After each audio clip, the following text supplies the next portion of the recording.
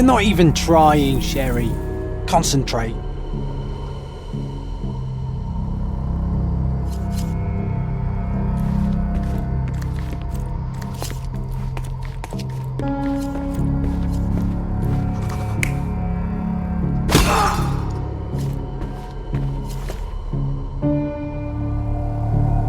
Mercurio was developing photographs when the intruder snuck in. Mercurio heard him coming. While the thief was searching the chest, the painter ran towards him with a bottle in his hand. He smashed it across the thief's head. The intruder had no choice but to defend himself, and the weapon of opportunity happened to be a kitchen knife. Mercurio stepped aside to grab the painting, but the wine-blinded thief attacked Mercurio's throat. When the thief came to his senses, he saw Mercurio bleeding on the floor. He grabbed the rags and tried to bandage him, but it was too late. Why did Mercurio attempt to snatch the painting in the middle of a fight? To strike the intruder? Not with his painting, it was too important to him.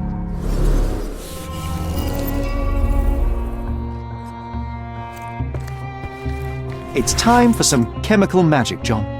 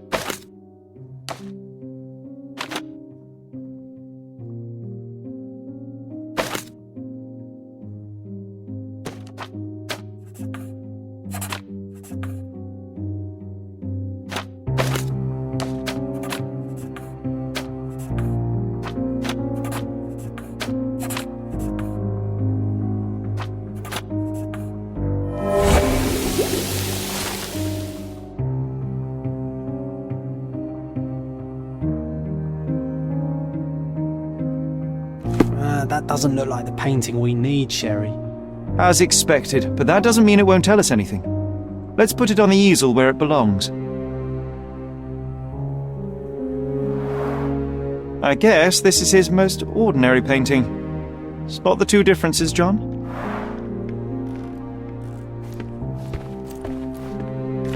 If the intruder didn't take it, the skull should be somewhere here.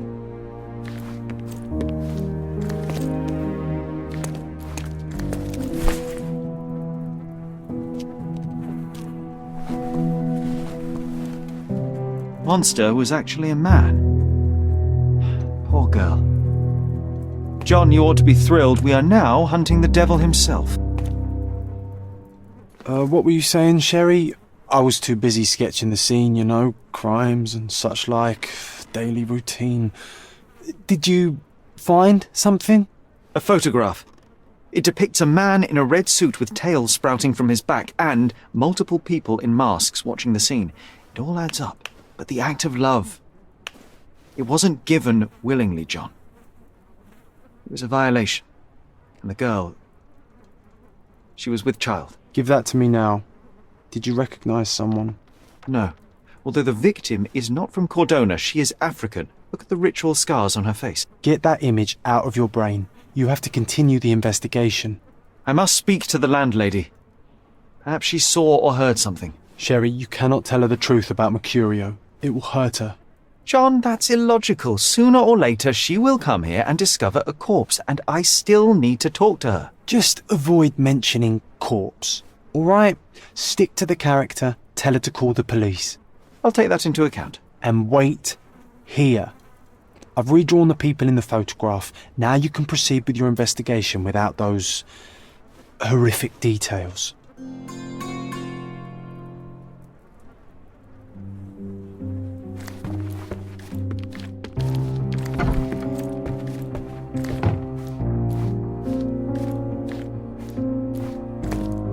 What's wrong, dear? You look like you've seen a ghost. Mr. Mercurio is dead. Oh, is this some kind of joke, Boniface? What do you mean you're dead? I mean that Boniface won't ever pay his rent again. Oh, my dear. If you need to delay your payment for another week, that is all right. There is no need for these games. But this is the last time you hear me. It's not about payment, Mum. If you open Mercurio's flat, you can see the dead body for yourself. Dearie, you will not trick me into entering your flat again, do you hear?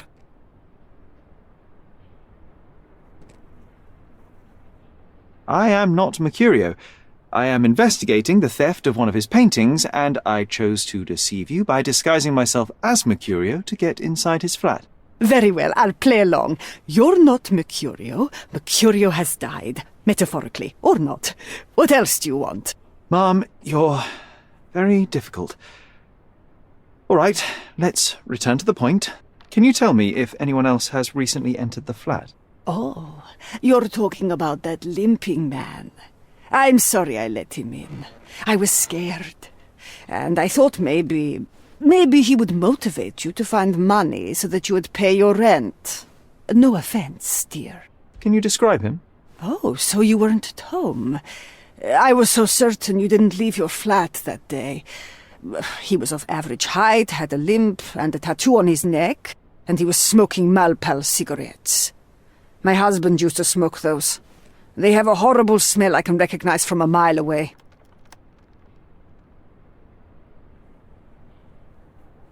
Can I ask a favor?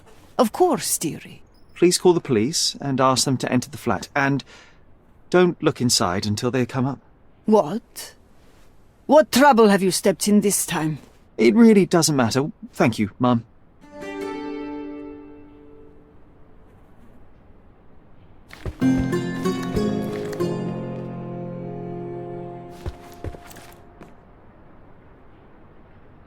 Phew, Sherry, that was close. But you did everything correctly. Now, take off your outfit. I can't let you walk around in a dead man's clothes.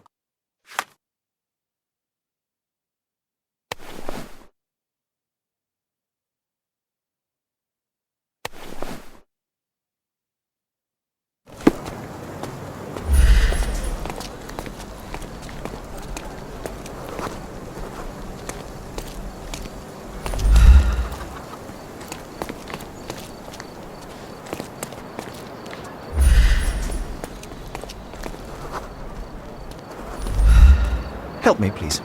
We should stick together, especially in times like this. I'll tell you everything I know.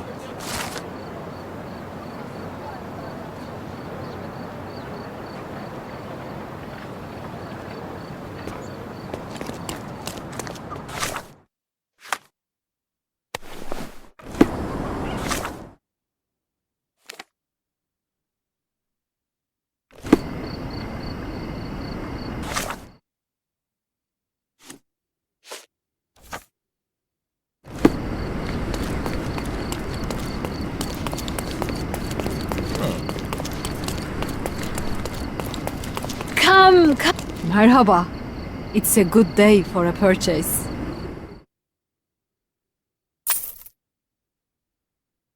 May your purchase bring you joy.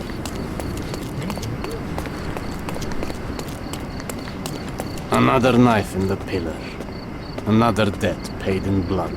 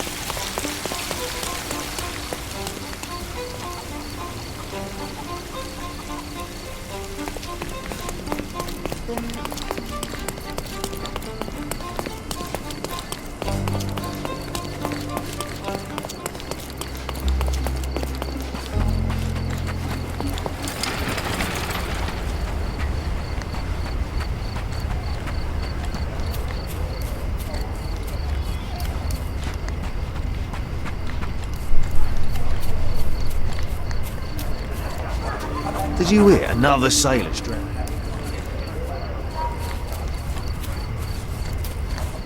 Does this poster truly claim that Cordona has a ghost?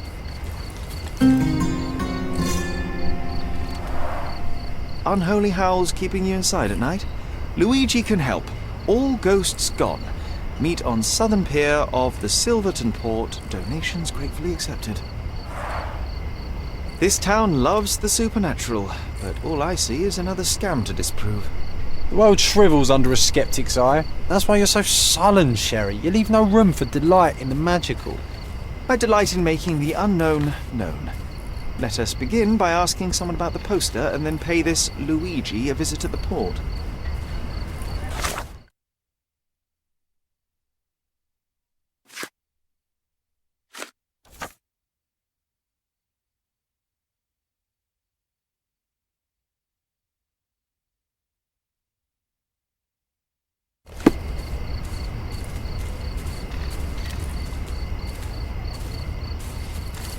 Can you satisfy my curiosity? You're asking the right person, sir. I'll gladly help.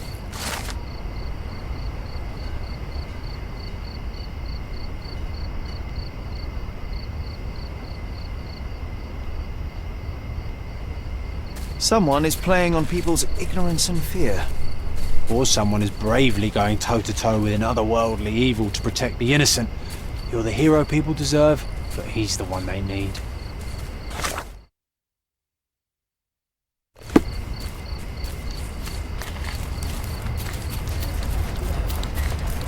Did you hear? Another...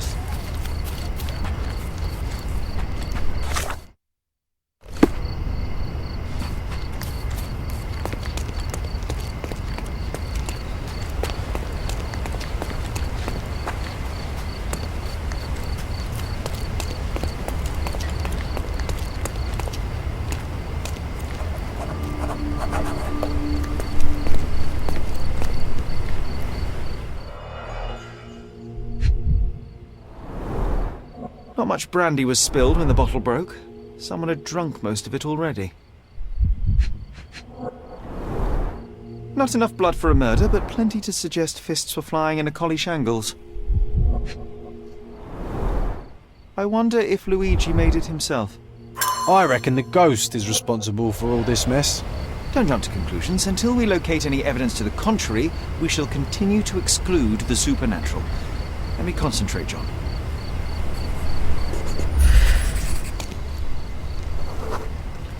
The ghost hunter's stand was here. Someone stormed up angrily. Let me take it from here. It was the ghost of Cordona, a horrific being, formless, with evil eyes and glassy skin that shimmered like a nebula. It lurched towards its foe. No, John, it was human. We're staring at the evidence of a scuffle between men. A little imagination never hurt anybody. If a mark realizes they've been had, that the fear was baseless, the money defrauded, they will likely return to voice their displeasure.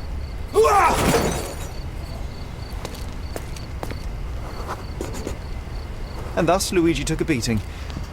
Fools should have at least moved locations between scams. After the attack, he fled bloodied and bruised.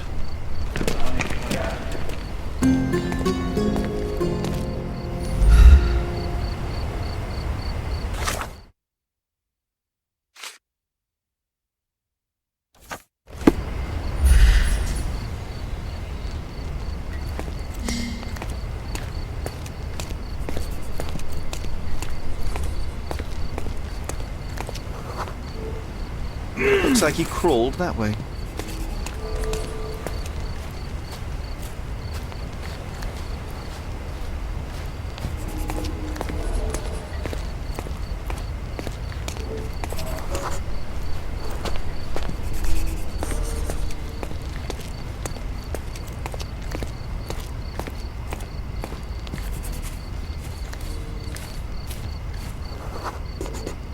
The empty bottle suggested intoxication.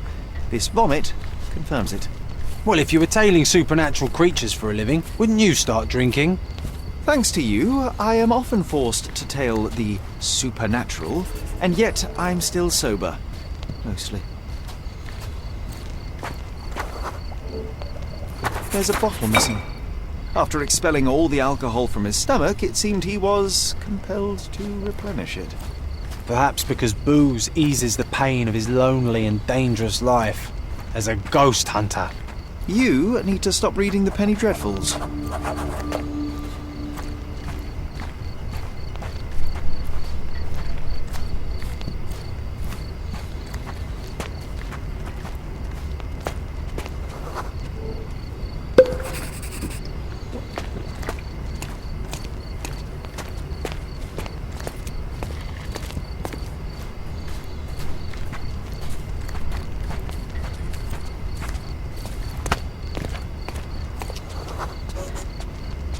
Threw the bottle here.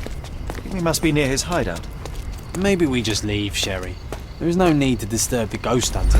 Looks like an appropriate home for a ghost hunter. I have a bad feeling about this.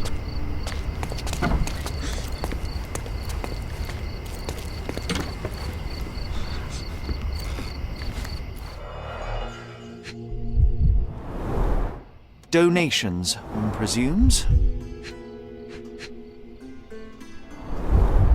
The painter definitely has an aesthetic.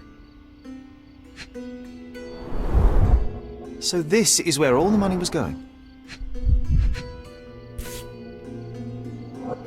Handcrafted, actually rather beautiful work. An eerie and unsettling sound. So you see, John, nothing supernatural, just a drunken lowlife fooling superstitious sailors for a living. You can't argue with the truth. The truth will out no matter what one does. You can embellish it all you like, but you're just delaying the inevitable. Well, he can delay it no more. After what happened at the port, this scam won't work again.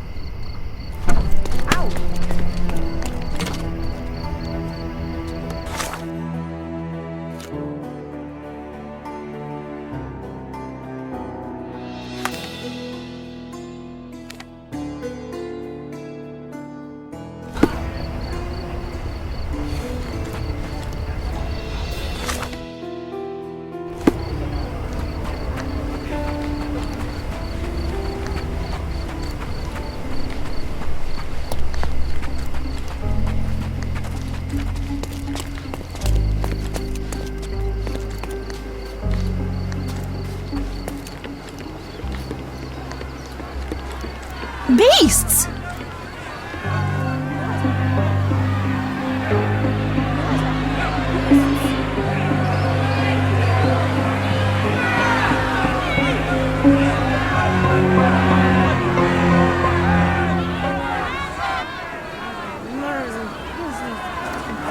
Murderers! They're completely livid. First they come to our land, then they murder our people. Drop them all into the sea! Sir, this place is off limits to the public. Please state your business or leave, or I shall request that the police escort you out.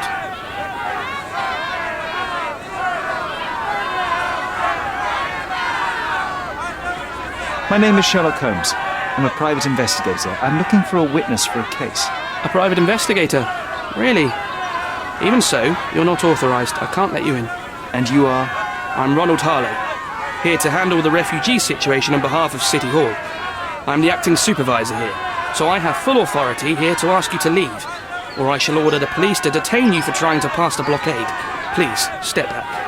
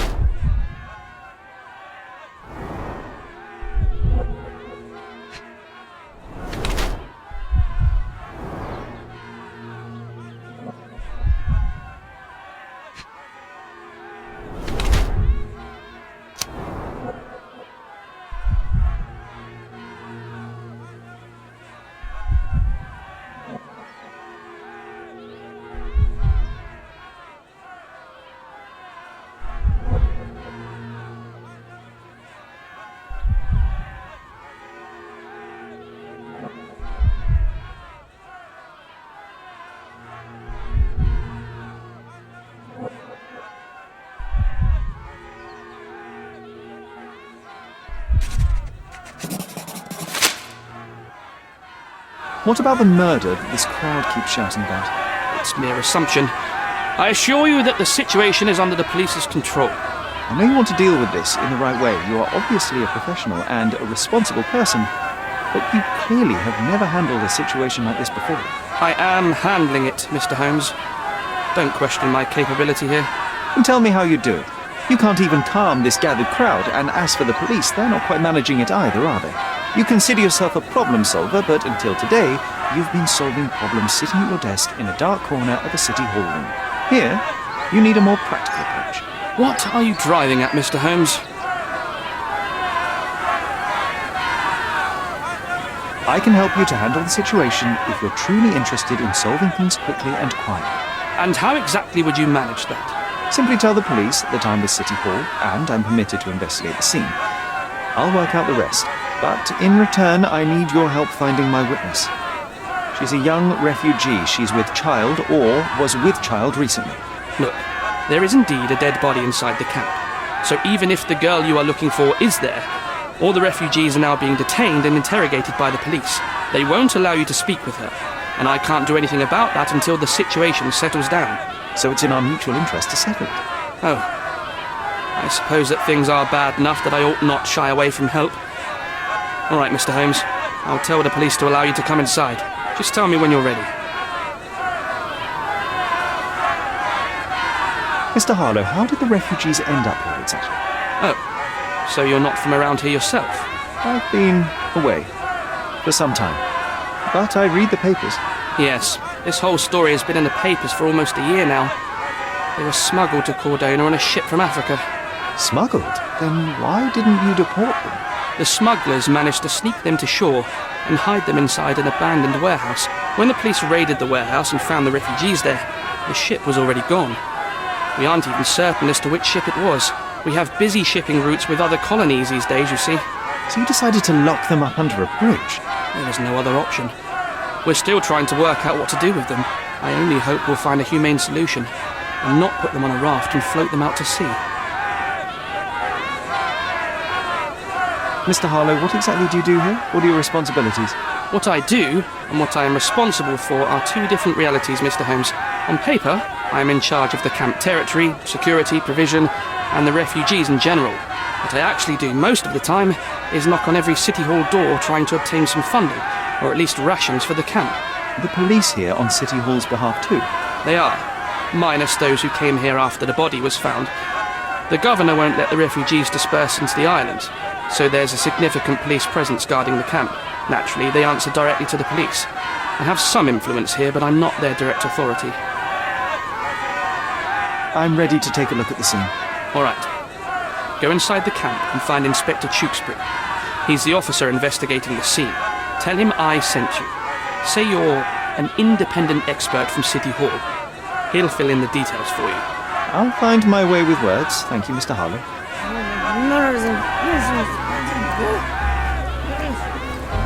So they keep these refugees under a bridge like proverbial trolls. No wonder the people outside are so disturbed. Who the hell are you? How did you get in here? Mr. Ronald Harlow let me in, sir. I'm Sherlock Holmes, a surveyor of refugee affairs with City Hall. You're Inspector Tewkesbury, I presume? A surveyor? What does that even mean? In short, I've been sent to conduct an extensive report on the incident for the Colonial Office and to assess all the damage inflicted on state property. Got it. Another paperworm sent to count money and get food for archive mould. Go on, look around, but don't make yourself too at home. As if I didn't have enough problems before you appeared. Could you first tell me what happened here? What happened? People from the bridge above the camp heard a woman screaming and saw a mass of refugees attacking a man. Clearly not a refugee. When the camp guards came by, the man was floating in the sewage canal with a knife in his chest. Bam. A murder. Big news for Cordona. I'm sure. Thank you, Inspector.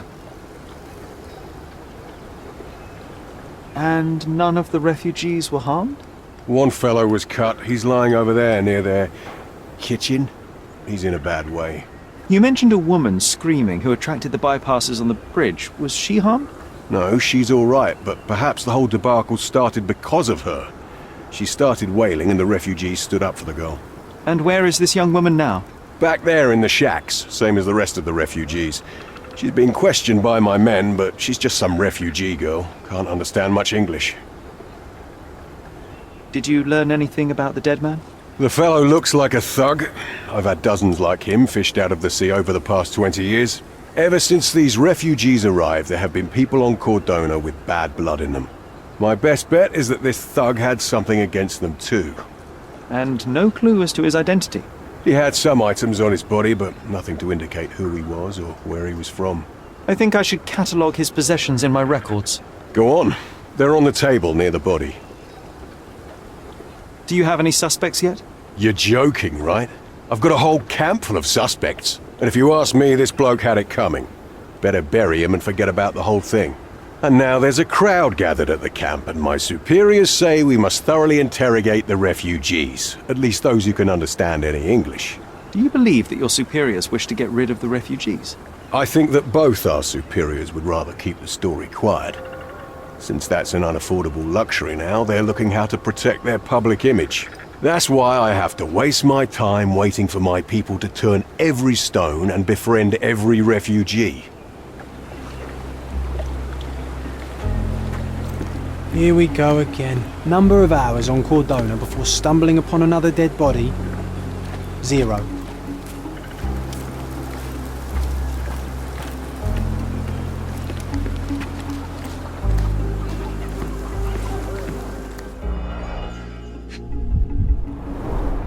The cut is deep, potentially serious if not treated immediately. He is in shock, feverish and dehydrated. Sherry, you know first aid. Surely you have a duty to help this man. You can't leave him to certain death.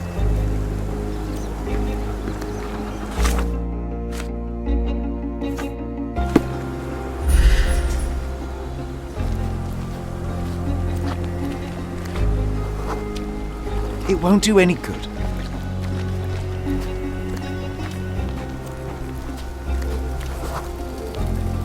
I'll use it to create a solution.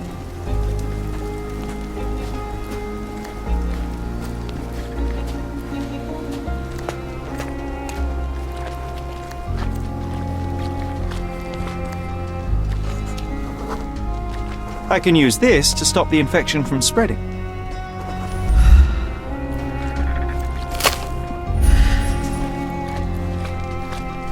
If they find out about the passage, everything will go to hell. Sherry, just look at this. Living quarters in a sewer. Just what? What kind of a Better than genius nothing to bureaucrat bandage the came up wound. with this idea?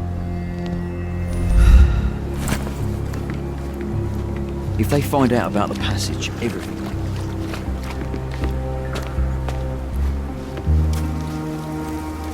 I've plated all the ingredients, now to prepare the first aid solution.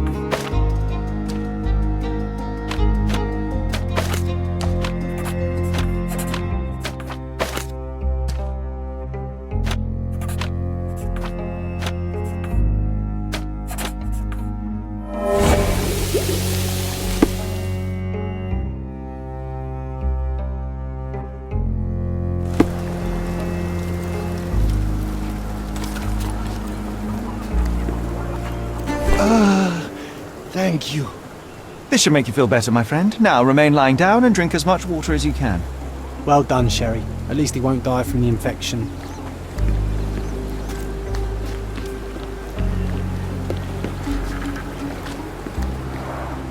Clearly a left handprint here.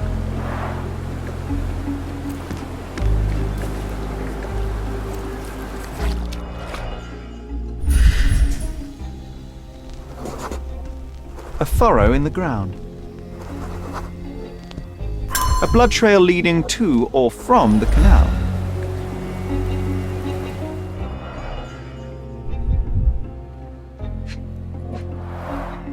A fresh crack, as if the crate was hit recently.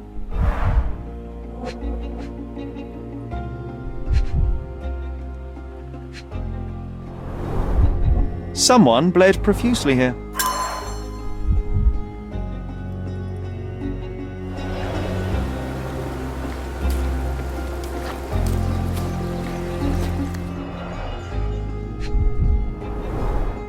£1,000. A fair sum, especially considering British currency isn't very common in Cordona.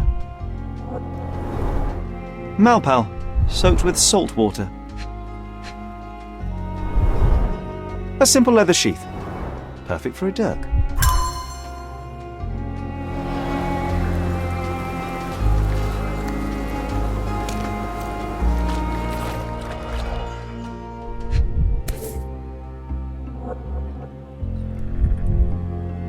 A steel dirk, sharp, a common accessory among sailors and soldiers. I'd say the blade penetrated upward, however the wound is too messy to be certain. An interesting tattoo. Does it mean something?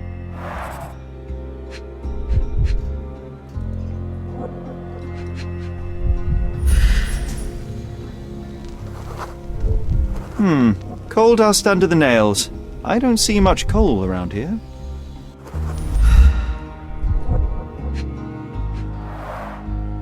Heavy boots, with one sole far more worn than the other. This man was limping John. A violent death. But this man, limping. Coal dust. I think we're onto something here, John.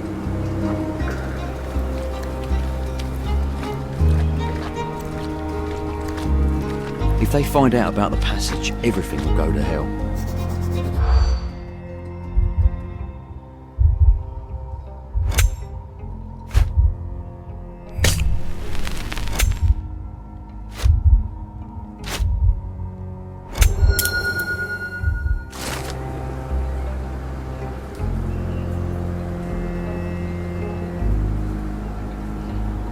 Nobody will know anything if you keep your bloody mouth shut. The coppers smell fishy here, Sherry. Perhaps we should sniff around in the camp a little more thoroughly.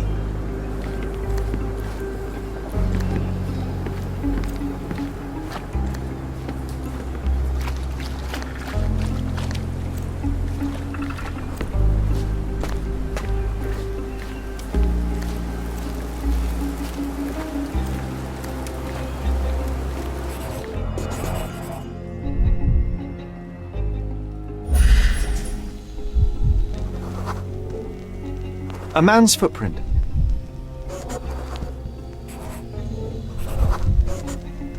A heavy boot with a worn-out sole. Police boots. Always happy to trample evidence.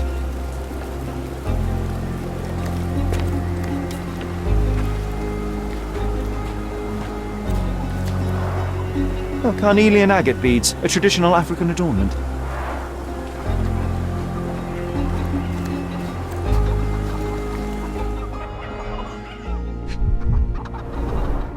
The blood sprayed off the blade after the strike. It might have been used as an improvised weapon. No hint of blood or impact.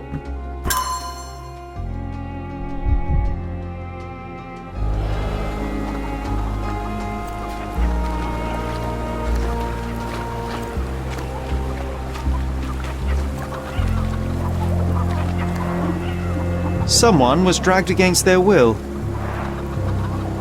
You know what? I'd like to understand. What?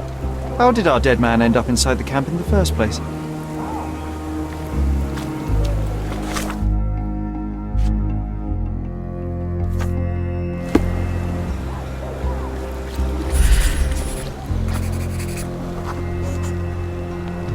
It's unlikely anyone could get in or out of the camp by water without alerting the police guards.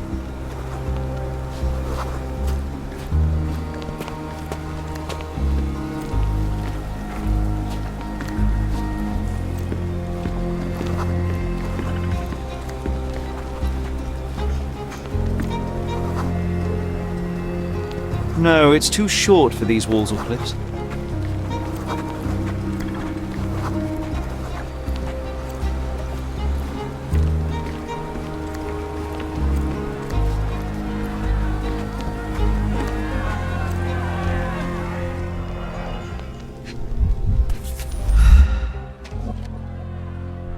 A single Malpal butt.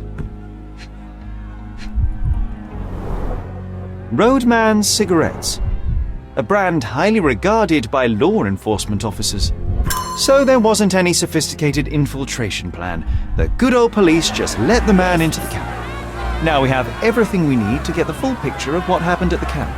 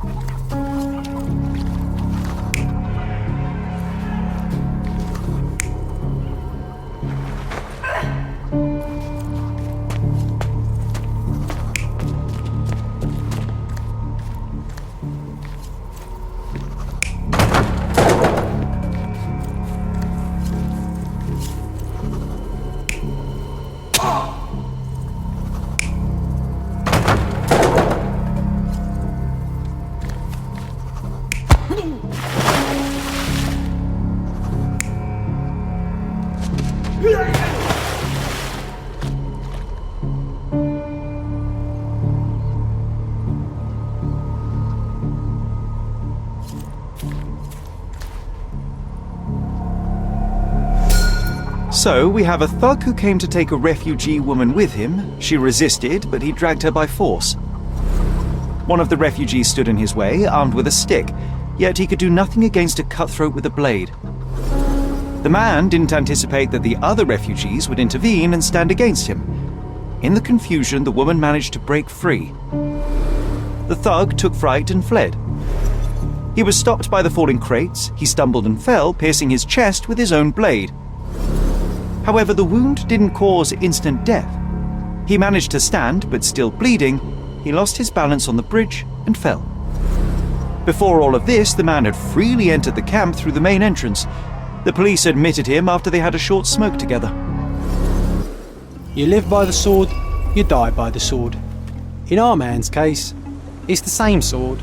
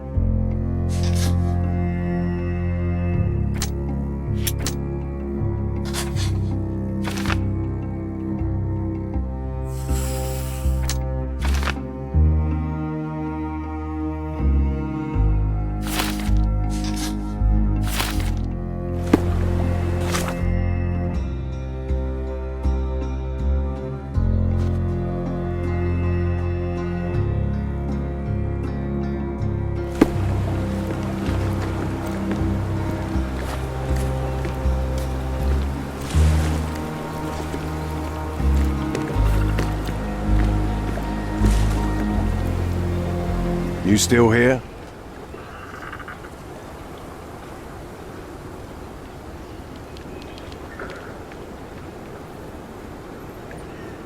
Inspector, I believe I can aid your investigation. I know who the dead man is and what really happened. You do? Well, good for you.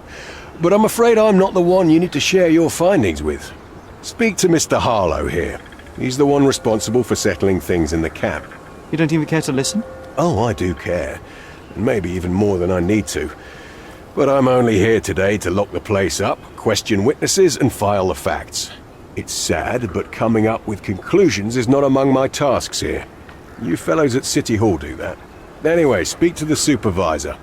I'll just stand by and listen to what you have to say.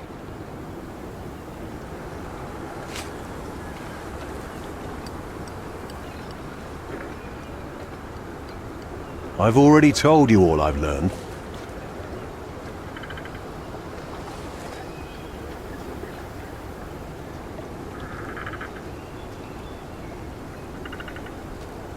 Your problem, not mine.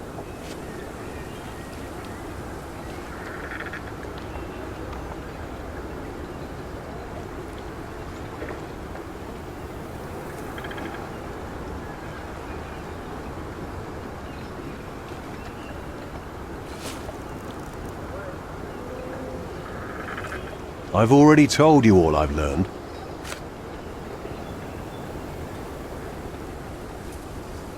Don't bother someone else with this, son. I'll just look around and do my paperwork. You won't even notice me. I wish.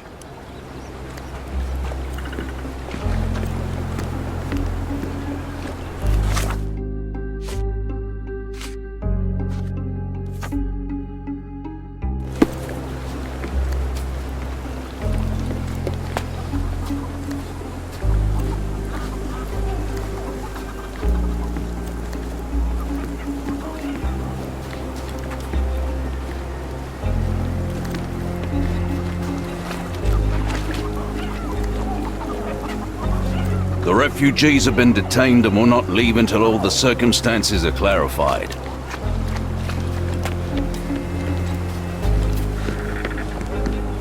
You still here?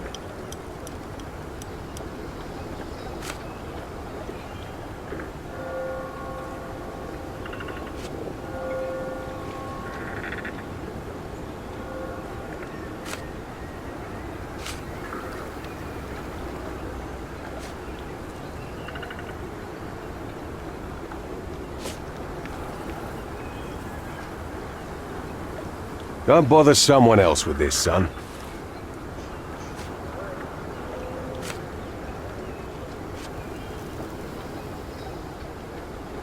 The guards at the sewers were speaking about taking refugees out of the camp. Do you know anything about this, Inspector? Less than you do, obviously. And this doesn't bother you as an officer of the law? I can neither punish them nor put them on the right track, if that's what you're asking. Maybe your friends at City Hall could do something about it, but I seriously doubt that. To be honest, I'm sick and tired of being frowned on for my uniform. If those fine gentlemen you've eavesdropped on are in some shady business, that's on their heads.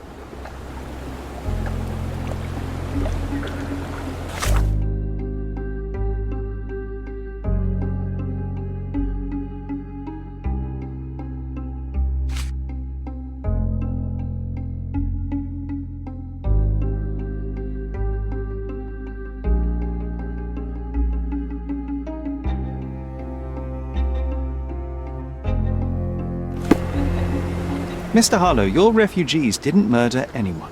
What? Pray tell me what you've learned. All right, listen carefully. This might solve one problem for you, but will create a few more. Oh, well, that's a great start. The man came to the camp intending to kidnap one of your refugees, a woman. What he didn't expect was that the refugees would stand up to protect the woman. A brawl had broken out. In the chaos of it, the man stumbled over those crates and fell on his own blade. How do you know he fell on his own blade? The wound in his chest was inflicted from an unusual angle. It was not an offensive stab, shall we say. The refugees didn't touch him. And judging by the blood at the scene, The intruder managed to raise himself, but was unable to walk very far. He ultimately fell into the canal. But how did he sneak into the camp? Why didn't the police see him? And this is where your new problems emerge, Mr. Harlow. What do you mean? You're not a dull-witted man. You know what I mean.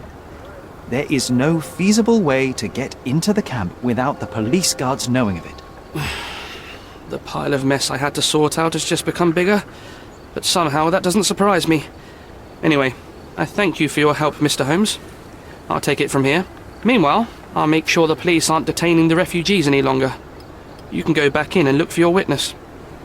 You think one small clerk can make any difference in this place? Who knows, John? Just one ill-fitting cog could make the whole machine crumble.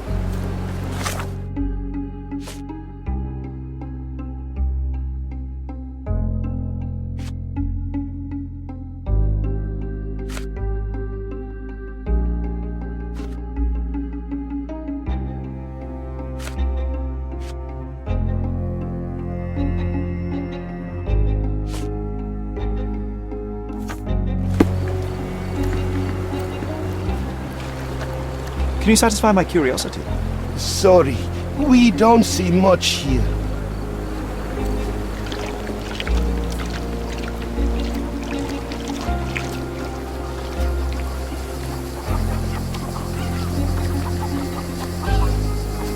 You're the one who tended to our man's wounds.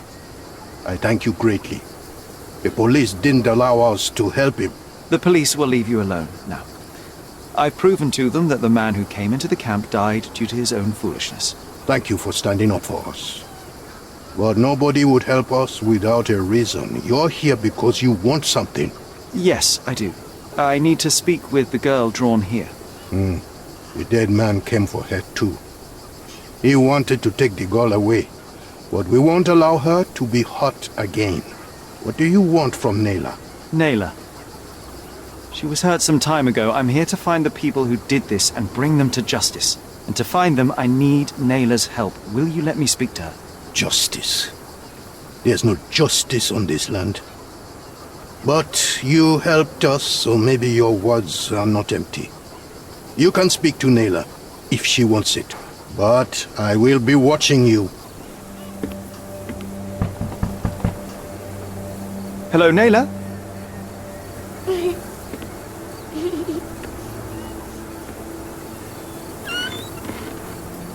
My name is Sherlock. I know someone hurt you. I am here to help. I'm trying to find the people involved and bring them to justice. Please. There is a photograph, and I'm sorry, it is terrible, but I simply must ask. Where did this happen? What can you tell me about these people? Christ, Sherlock. Naila, I'm sorry. I'm not very good at this. You come here for me, but you are rude and cruel and condescending. A cross. The man had this cross. Now go away.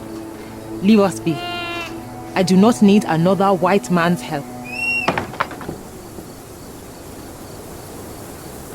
Oh, glad that wasn't me.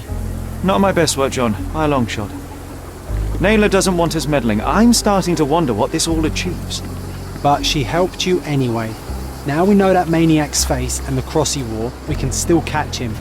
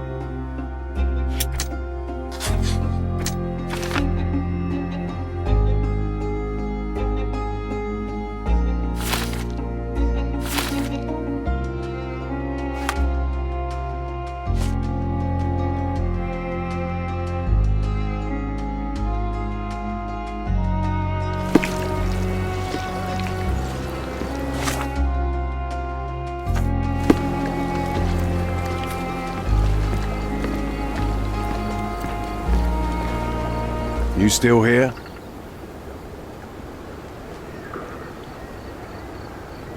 Go and bother someone else with this, son. I'll just look around and do my paperwork. You won't even notice me. I wish.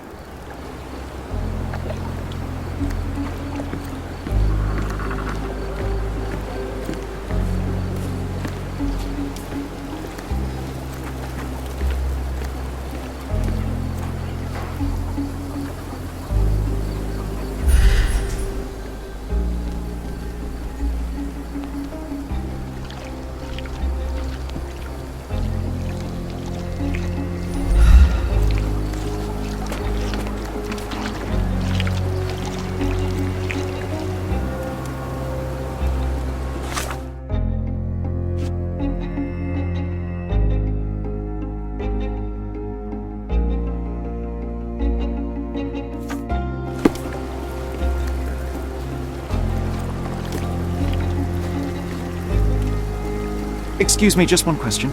They often take us from the camp to work. Most don't mind, though. It's the only way to get a glimpse of freedom.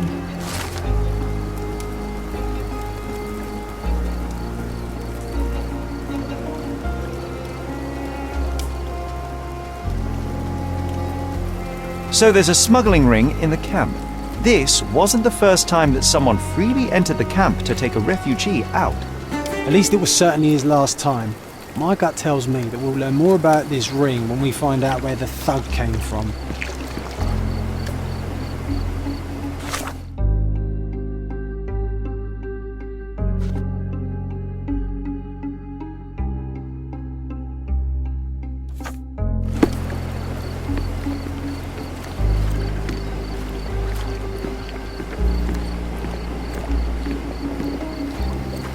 You still here?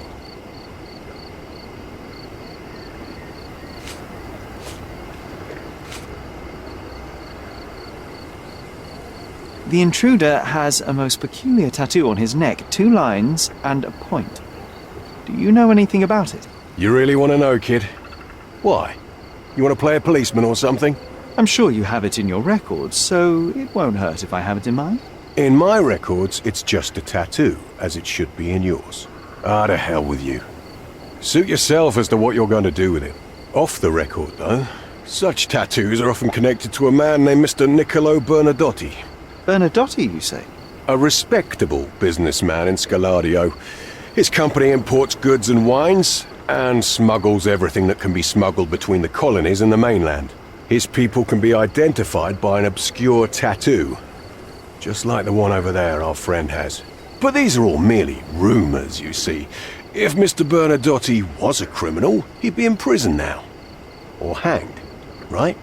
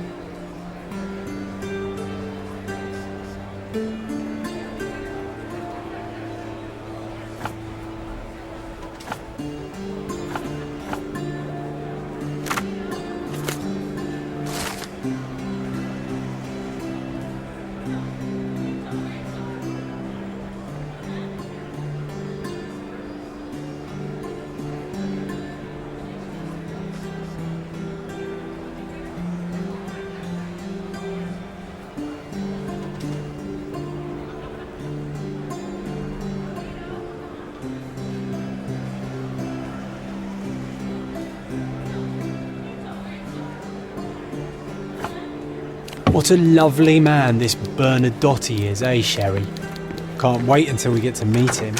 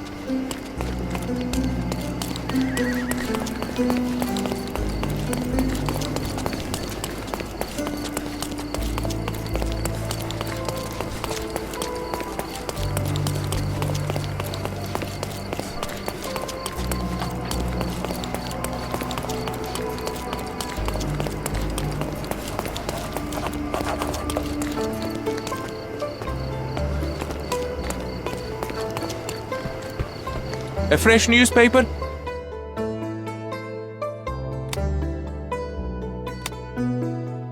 You know where to find me.